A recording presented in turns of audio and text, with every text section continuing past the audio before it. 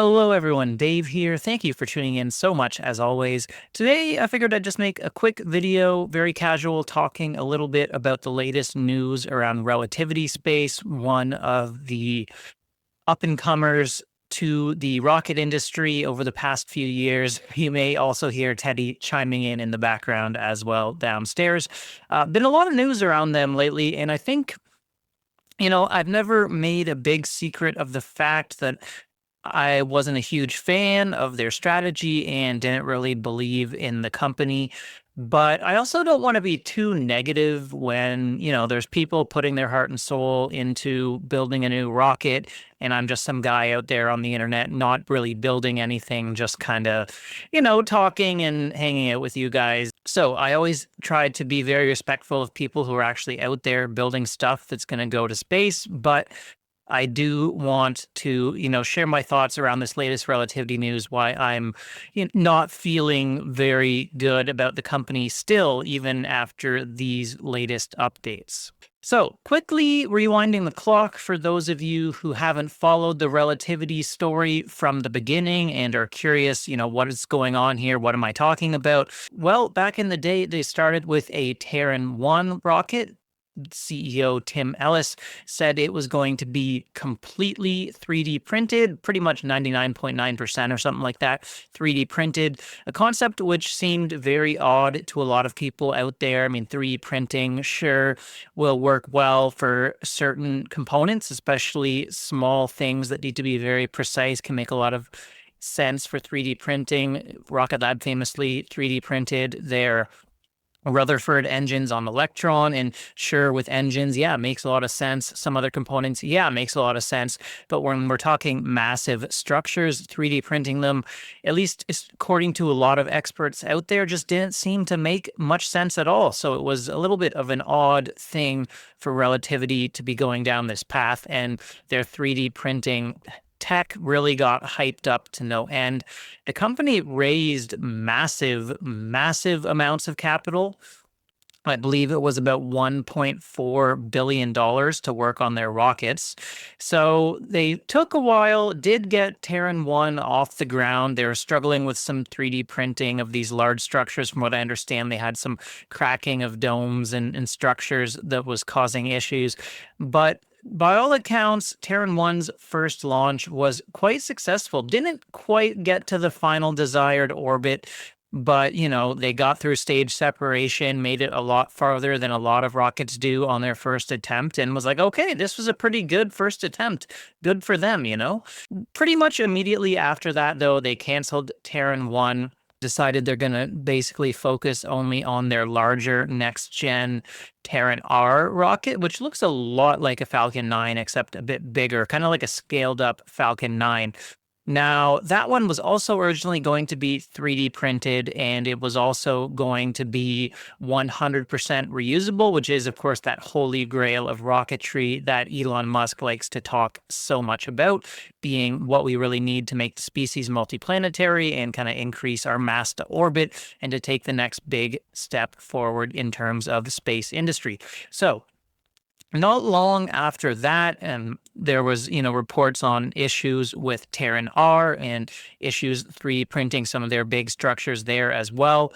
There was another pivot where basically they would no longer be fully reusable for the Terran-R, and they would no longer be 3D printing the majority of the rockets. Yes, they'd still be 3D printing some components, but millions and millions of dollars was basically shoveled into the burning furnace in the development of this large-scale 3D printing technology that would be able to do these large structures. And now the big pivot away from that back to more traditional manufacturing techniques for the large structures didn't really sit right with me, and just the massive hype around the company and the crazy valuation that they were getting and raising money at didn't sit well with me either, especially when you're talking about a rocket company that had never gotten to orbit yet and was, making these massive promises around 3D printing.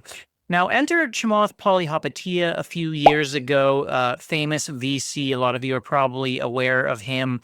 I used to really look up to him and thought he was a very bright guy. That changed a couple of years ago during the SPAC craze.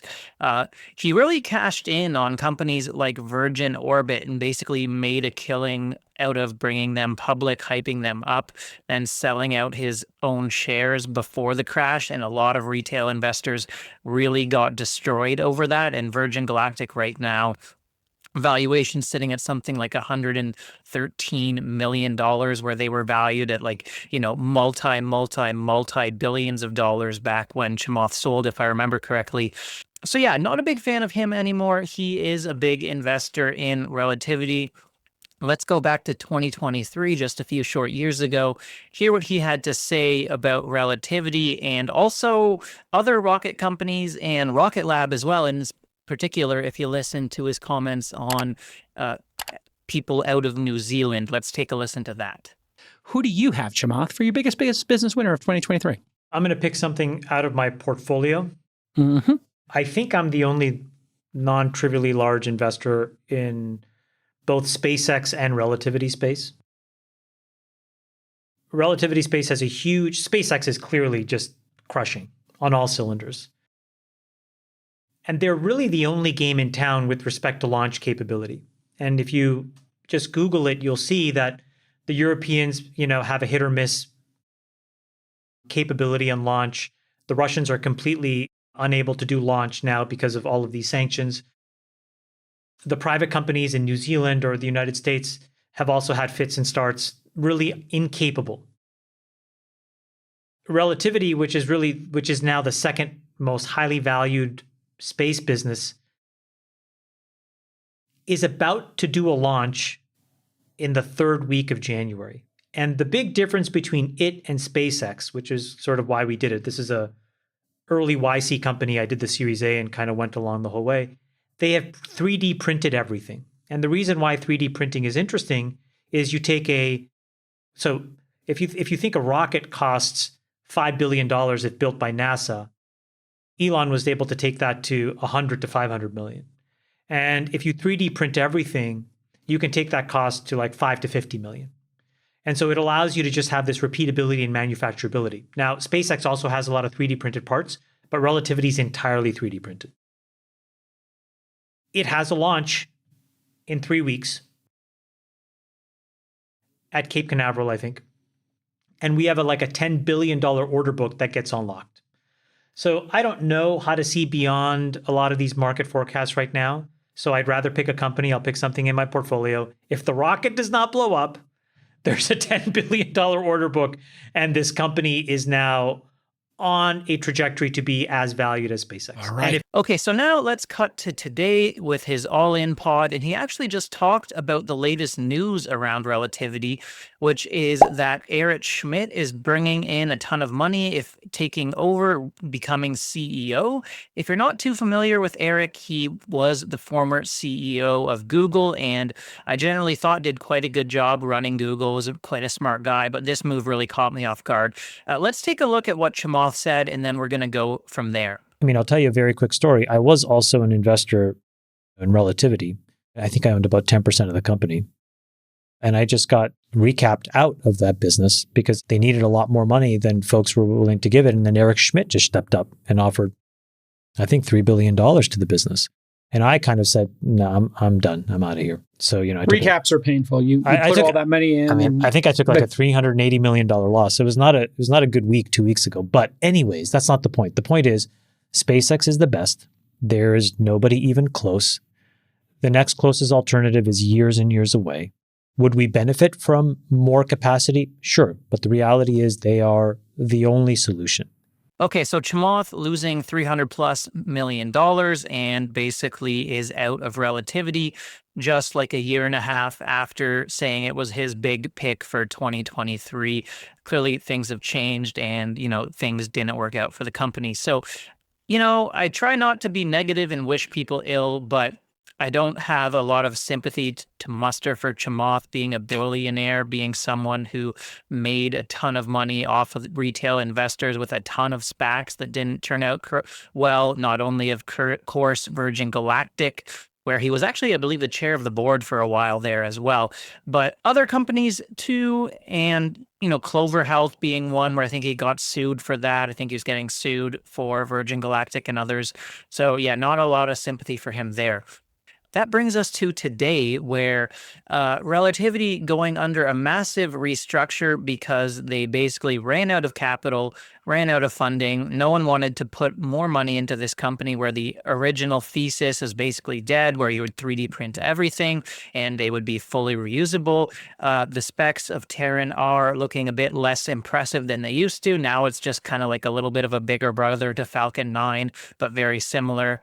And then there's still a long way to go for the company. So that kind of brings me to today and what I'm thinking for Relativity. Now, props to them in that they did release a very big, thorough, long update video on YouTube talking about where they are with the Terran-R program and where they're going from here. I still have some problems, though, and I'm trying not to be biased as an investor in Rocket Lab. And by the way, Chamath saying everyone's years away and there's no other options other than SpaceX and Falcon 9. I think Neutron's going to be just around the corner, so I don't know why he is so bearish about Rocket Lab, or so anti-Rocket Lab, and why he always speaks so authoritatively about these topics. Relativity today will be proceeding under new leadership in the form of Eric Schmidt. He will, apparently, according to Chamath, be investing in them to the tune of $3 billion. Now, maybe some of that is going to buy out previous shareholders who put money into it, but I think the majority is going into basically recapitalizing this company so they have the money to continue with their Terran-R development program. Eric Berger, actually a space reporter that I do hold in quite high regard, tweeted that people need to be taking Relativity space seriously again after this capital raise, and that, Eric Schmidt is a very serious businessman and he can get things done, basically, which is all true. But here's a few of my issues with this. Well, number one is that if you look at SpaceX and Rocket Lab being two of the only successful commercial space launch companies to date who have kind of achieved scale with these commercial rockets, both of them run by CEOs who are engineers. The lead engineer on their rocket programs, very technically knowledgeable, have space industry backgrounds.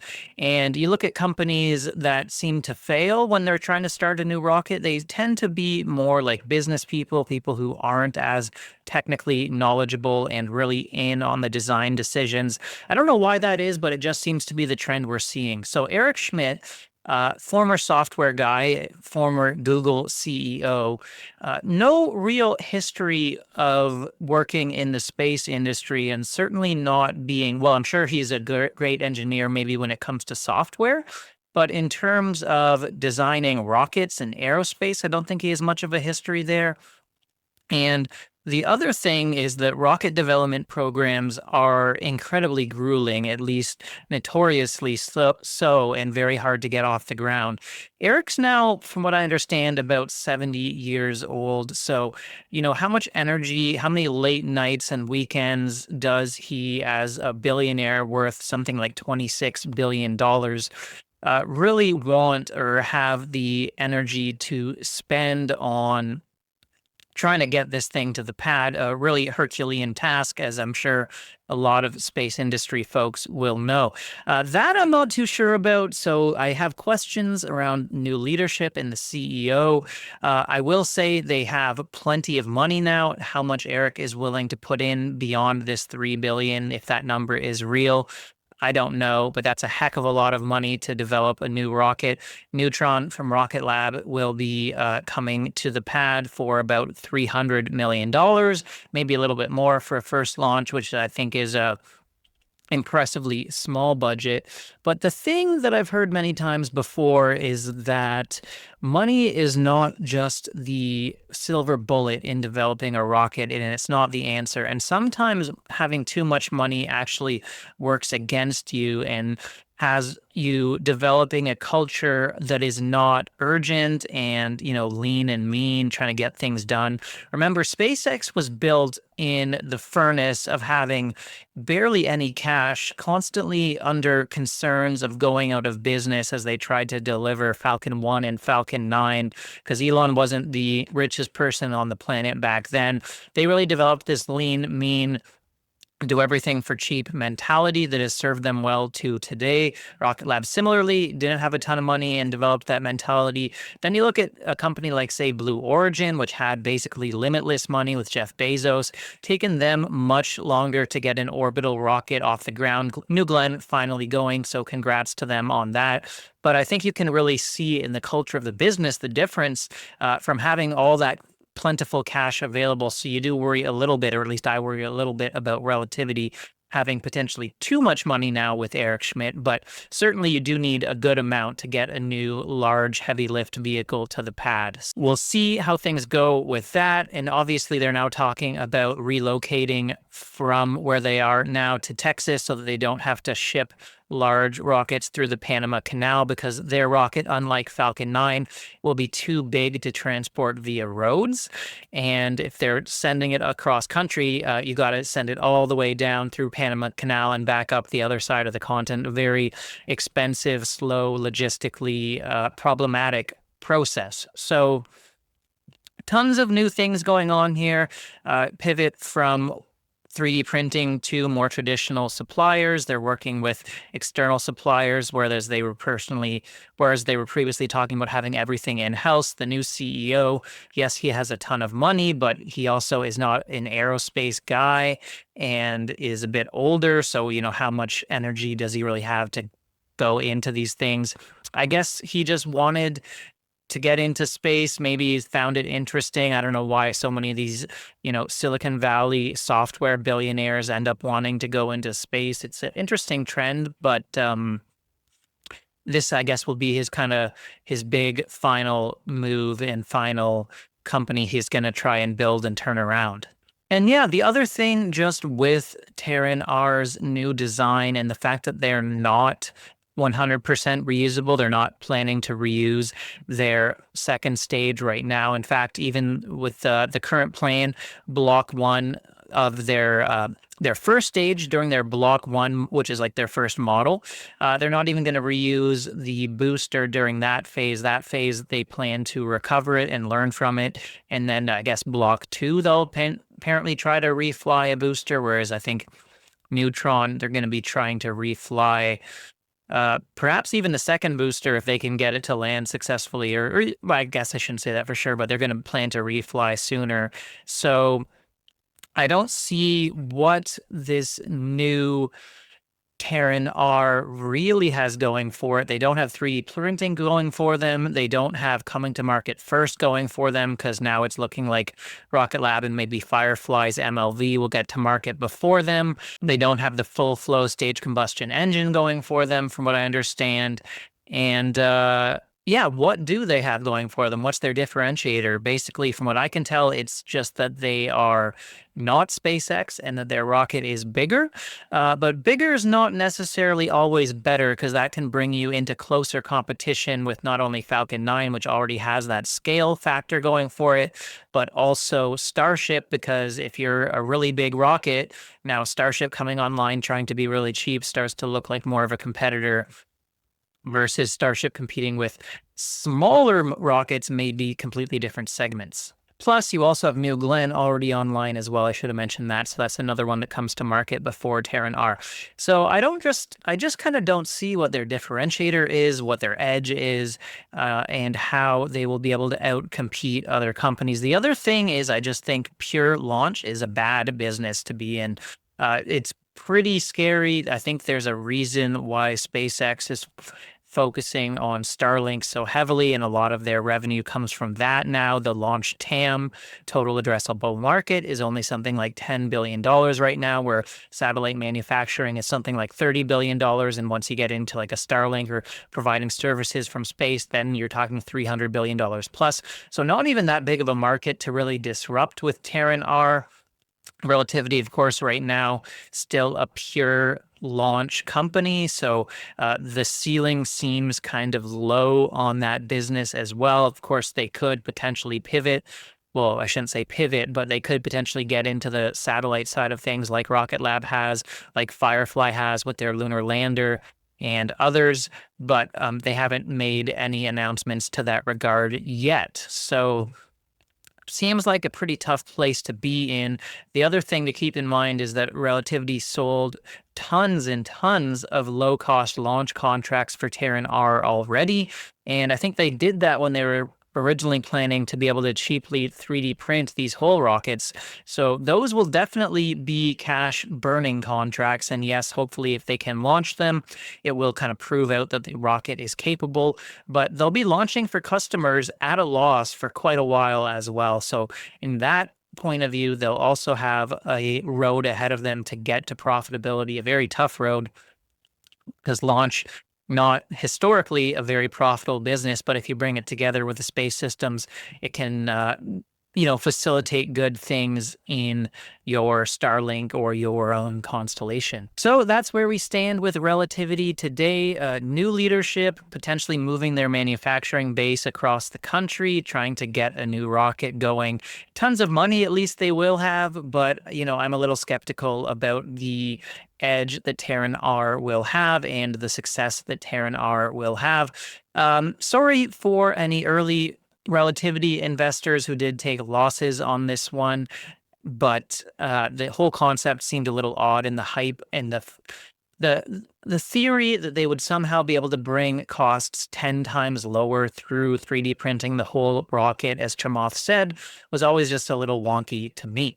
Luckily, this one's not publicly traded, so no retail investors getting hurt out there on this one. It's just the big institutions who bought into their funding rounds. And we'll see. We'll see if they can bring Terran-R to market, compete with Neutron, Falcon 9, Firefly MLV, New Glenn from Blue Origin, and of course, Starship coming online that is hoped by SpaceX to be fully reusable. Let me know what you think about Relativity. Am I too negative? Do you think they do have what it takes to turn it around? I'll never say Eric Schmidt is a dumb guy. I think he's very smart, and he did do a good job with Google. So clearly he sees something here that maybe I'm missing the value factor, or maybe he's just a billionaire who wants his own rocket like Jeff and Elon do. Let me know what you think about all this. Really wild story. I would never have predicted Eric comes in and buys out the company. It did look to me like they were heading to bankruptcy, but now they have a new life, a new at-bat at the plate, if you will, for a baseball analogy, where they get 3 more strikes before they're out again. Interesting story, and we'll follow it as it unfolds. Just a very casual talk this time around. Yeah, just fascinating subject, Relativity, space, and the wild journey they've been on. Have made good progress on their engines and some other factors, but long way to go. So thank you guys for watching. If you've listened to my ramblings all the way to the end, much appreciated. I will check out your comments down below. Please subscribe if you haven't already. That's very helpful, and I will see you soon with my next video. Bye for now.